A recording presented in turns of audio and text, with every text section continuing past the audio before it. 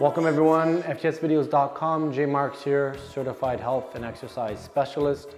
We're going to concentrate today on the basic crunch. I'm going to use the mat to demonstrate how to do a basic crunch.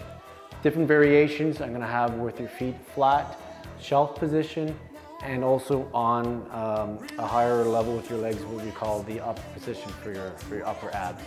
So first thing you want to do is if you have a mat, use it, okay? A towel can work, but I want to teach you how to use the mat when you do your crunches so you can help protect your neck. So I've got a mat set up here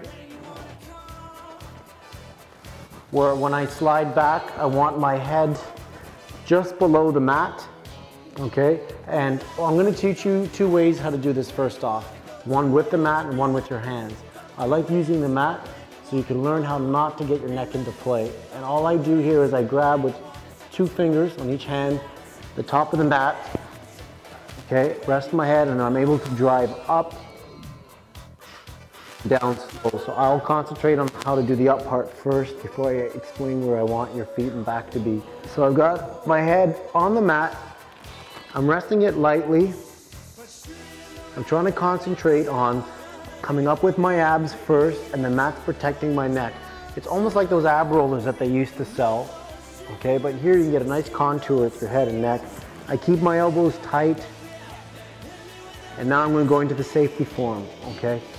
Chin is always up. When you do your abs, try not to look towards your knees. When you do that, the distance between your chin and the chest closes, you start to put pressure on the neck and you can't breathe.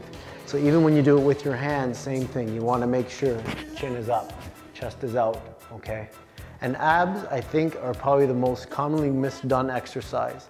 People feel, oh, I gotta do 100 reps, you know, and I'm gonna feel a burn. It's like any other muscle group, you wanna really concentrate on what you're doing. So I've got my feet flat. Feet flat are gonna work the middle abs, just directly in the center here. I'm gonna use now my hands just to show you. Grasp this way, 2 thumbs, okay?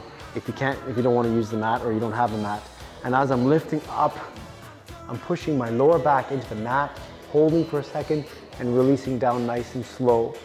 All right, I'm not seeing my elbows, because if you're seeing your elbows, you're yanking your neck. So I always try to tell my clients, if you can see your elbows, then readjust yourself. Okay, I've got the 2 thumbs on the base of my neck, back to the mat if you don't have one, like this. Squeeze. Now I'm on my 3rd or 4th rep, and I'm shaking. I'm feeling it because I'm concentrating. I'm pushing my abs down into the mat and nice and slow, okay? So before you start using a medicine ball or a weight plate or moving your legs, I want you to really practice this movement where you're feeling the crunch, and I'm coming down. I'm letting my head touch the mat if this is your first time doing it so my neck doesn't get tired, okay? And to make it a little more intense now, after you've gotten used to it, is I'm not gonna allow my head to touch. I'm still continuing the same range. Squeeze, and down slow. My legs are nice and flat on the floor. Sorry, my feet are flat. Sit-ups, the full sit-ups. And down and having your feet attached to a bar. No, they're outdated. They don't do anything but hurt your back. You actually don't even use your abs in that up position. After that, it starts being your hips, and your head, you know, weighs quite a bit. So anytime a crunches you're going to see, especially on these videos, are always movements where it's either just this way or your legs are in a different position, but it's never any higher than this right here. So this is variation 1. Feet are nice and flat, elbows are nice and wide. I'm not watching my feet. Breathe out, squeeze. Short ones get a bit different burn. Okay, variation 2 now. Legs are in a shelf position, okay? You can rest them on a bench or on a stability ball. Without that, it's a little harder. Now I'm moving more towards the middle upper abs, okay? Breathing out, squeeze, down slow. I'm at a 90-degree angle. I'll use the mat to show you as well. Squeeze. The intensity got a little harder just because my legs are up, and I call them the shelf position because they should look like a shelf. No crisscross.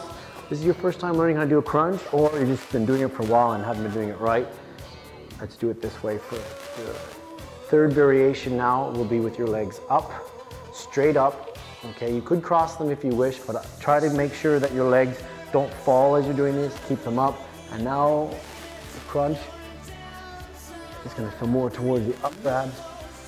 Legs are in the up position. Okay, the intensity is a little harder. If you find your lower back starting to hurt, you bring it right down. So here's variation 1, crunch and squeeze. And when I do my reps are anywhere from 10 to maybe 20, if that. I'm really concentrating. If I get more than 25 reps and I'm not feeling it, then I'll end up either doing a shorter rep or I go to the second variation. See, so I'm on my 5th rep right now. Burns already kicking in. I'm concentrating, driving the back.